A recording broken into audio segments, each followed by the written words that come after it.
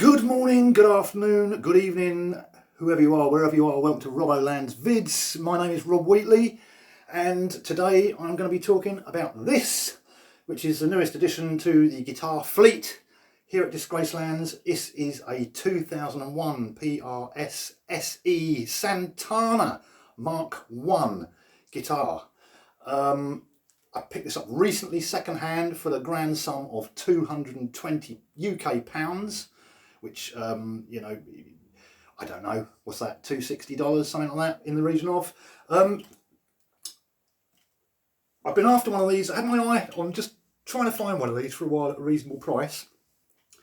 Given that I have a 2018 PRS SE Standard 24 in this lovely satin black, which is a 2018 model, and I really like this guitar. This is sort of my sort of workhorse guitar now.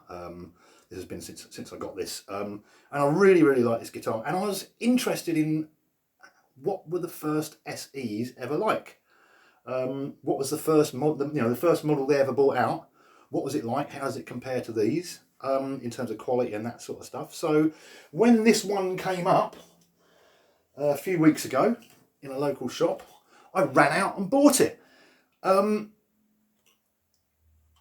To see what it was like, and the answer is I like it. Okay, I really like it. That's the short version. You can go home now, you can carry on doing what you like, or you can watch the rest of the video. There's going to be sound samples, and there's going to be a looper jam at the end, because that's the way we do things here, and in between a whole load of waffle from me. So strap in, or strap on, if that's your idea. You can't say that on YouTube, can you? I've been banned already. I've been demonetized. I haven't even been monetized yet, so that's money I owe them, probably, isn't it? Anyway. Oh, I'd like to say thank you. I just reached 500 subscribers after about 30 years on this platform the other day. So thank you to everyone that subscribed. Thank you to all the people that watch my videos and comment and all that. You know who you are. It's always great to hear from you. And if you're new to the channel, thanks for tuning in. And I hope you find something that you like in this. So let's have a look at this guitar, and I'll run through it and tell you what I think of it. So this is... The story behind this is that PRS went to Carlos Santana a bunch of years ago and decided they wanted to make him a signature guitar, American-built signature guitar.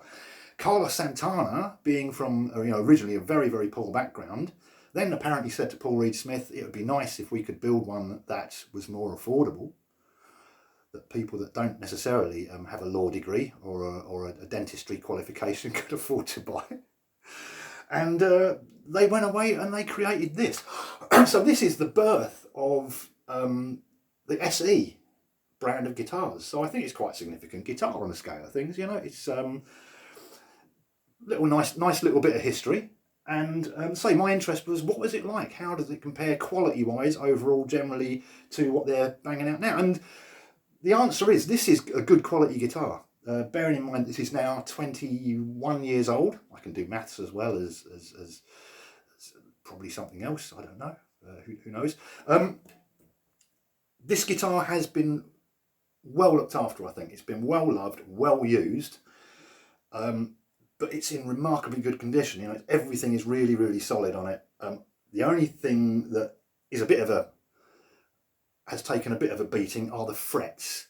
Now the frets down this end are virtually unused, and the frets up this end are virtually unused, but all these ones here, A minor pentatonic, diddly diddly diddly diddly diddly diddly diddly diddly weird, are really flat. You know, so it took a bit of setting up, just trying to get the truss rod sorted, so I could, with high frets down here and high frets up here and lower frets in the middle.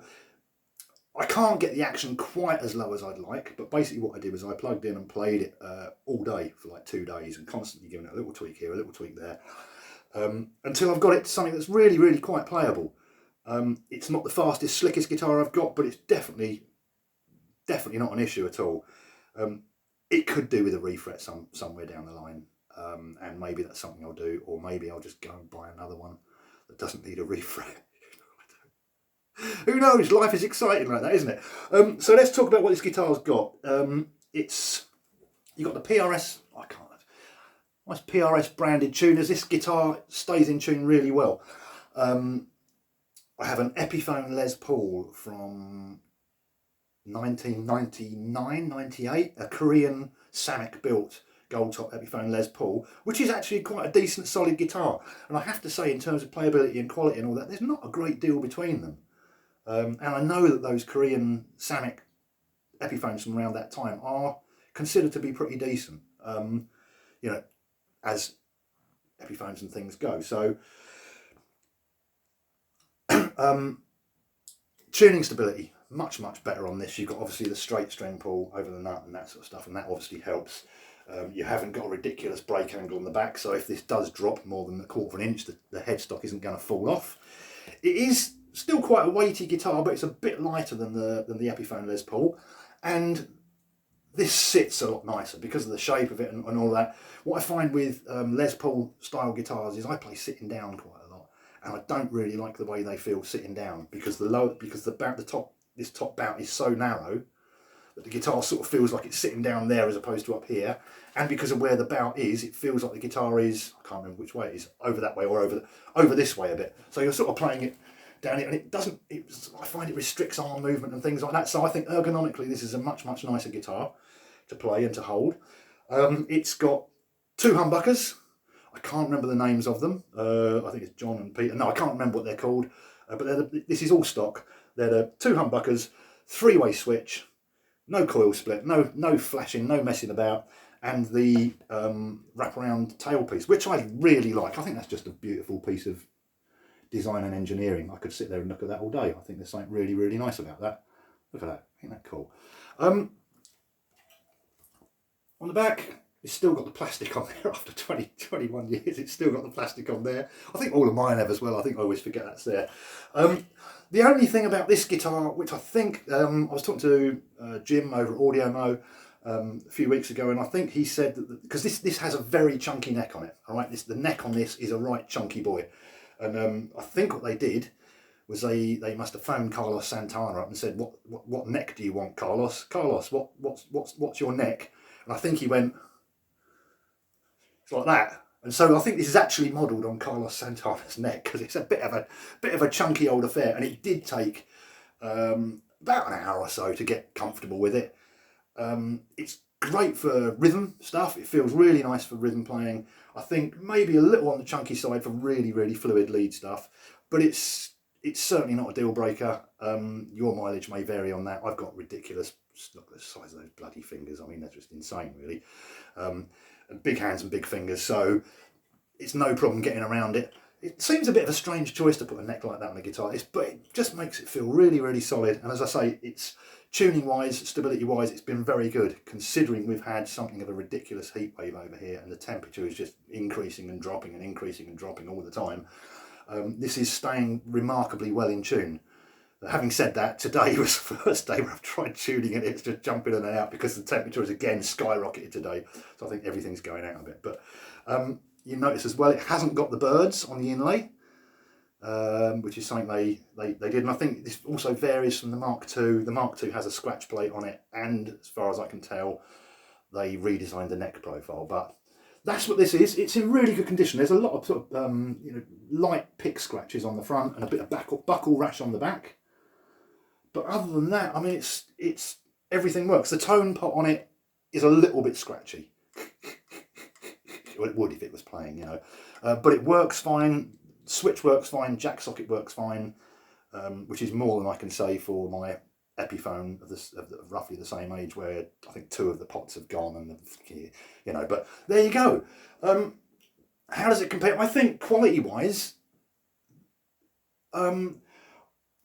it compares pretty favourably actually to the modern SEs. I think they pretty much nailed this out the box.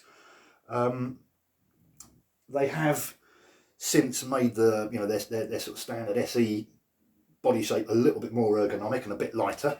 You can see this is a bit more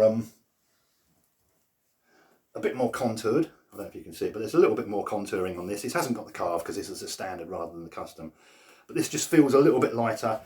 The necks are quite a bit more easy to get around, but really I think, and I prefer the pickups in this, the newer pickups, the 1585s I think they are in the SE standard. I really like those pickups. I think they got a lot of, I know people don't think PRS guitars have a lot of character, and this is what a lot of people say is regarding the pickups.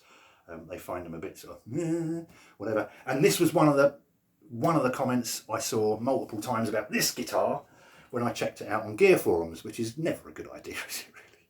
They said the pickups are a bit, which, in fairness, they're not massively inspiring. They sound fine. They've got everything going on.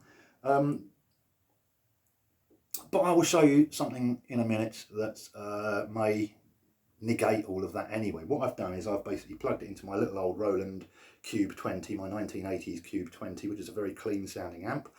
I've got it on the overdrive channel, but just before breakup. And I'm going to play it, and then I've also got a booster, which, this is the thing, if you've got a guitar like this where the pickups sound all right, the articulation's fine, it's not squealing, it's not honking, it's not horrible, it's actually, you know, there's nothing wrong with it. But with the addition of a booster, a treble booster or an EQ pedal and stuff, you can bring a whole load of life into this. So let's have a listen to the sound samples now, and then I'll get back to it. Oh, the other thing is, this guitar obviously comes with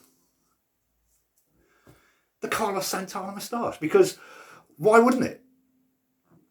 So, you know, now I'm sophisticated and I command respect, whereas obviously before that, who the bloody hell's this idiot, you know?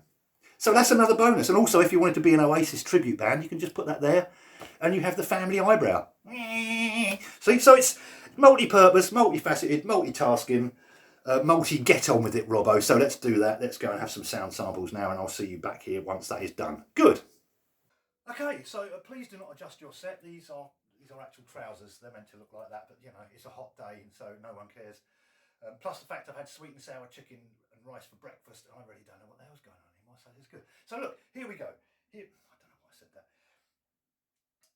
Front pickup, clean.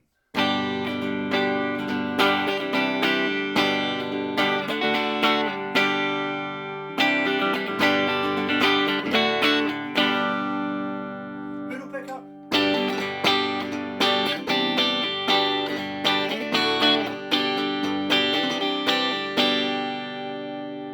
Rear pickup.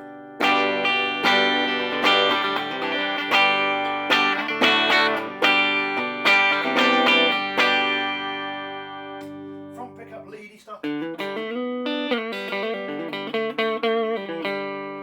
thing I notice, just in its normal state, is there's not a lot of snap on the attack, you know?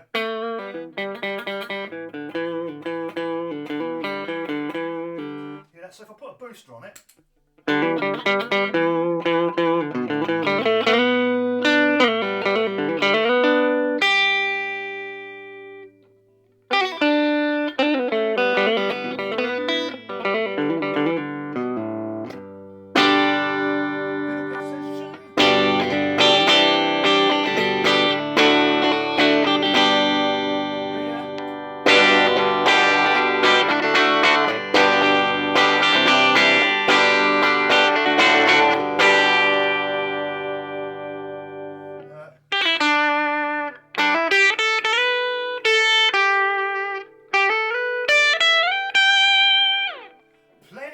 plenty of. If I then engage the treble boost, and you might want to wrap your head in a pillow.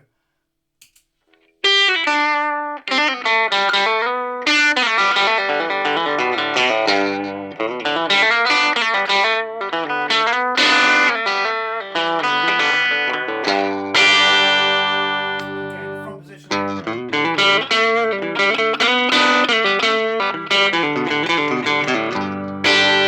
And in the middle.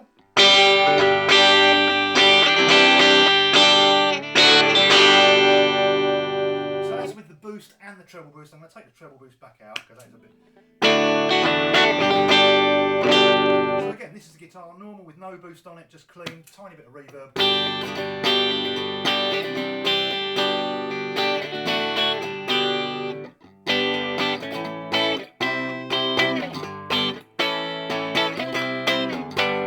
And with. And with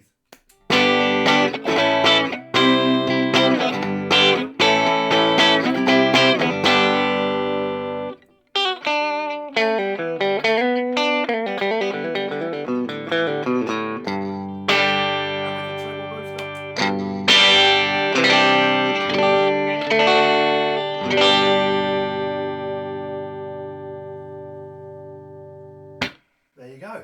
not quite so now, is it? Back to me. Ta-da! We're back. I didn't go anywhere, did I? Really? I just pretended. I just sat here and just went ta-da. Anyway, that's the magic of television, isn't it? Really. So yeah, that's what I think of the guitar. There's some sound samples for you. My attitude is you could buy one of these and you could chuck a set of new pickups in. You could maybe spend 150 quid on some pickups. The thing with that is it's only going to improve the sound of this guitar. Whereas if you spent that sort of money on, for example, you could buy a cheap little booster or a cheap little EQ pedal, Behringer or something like that. Or you could go a bit more upmarket and get something like this, which is the Maritime Audio Pistol Slapper. Thank you very, very much once again to my great mate Simon, who sent me this as a gift a while back. This is not an inexpensive pedal. This is, I think these run around a couple of £100. So, but that's, people would sort of spend that on pickups. The great thing about this is it makes all your guitars sound better, whereas a set of pickups just makes one guitar sound better. So maybe you'd like to think about something like that. And we're going to be using this on the demo as well. We did use that on the demo, you've just seen it. I don't know where I am now, do I? Shut up, Robbo. Do a looper jam and tell them that you'll see them on the next one. All right, I'm going to do a looper jam. All right, have a good day. Unless you're still asleep, and then enjoy your sleep. And then when you wake up, I hope you have a good day anyway. And here's a looper jam, and I will see you on the next one. Take care. Thank you for watching. Cheers all.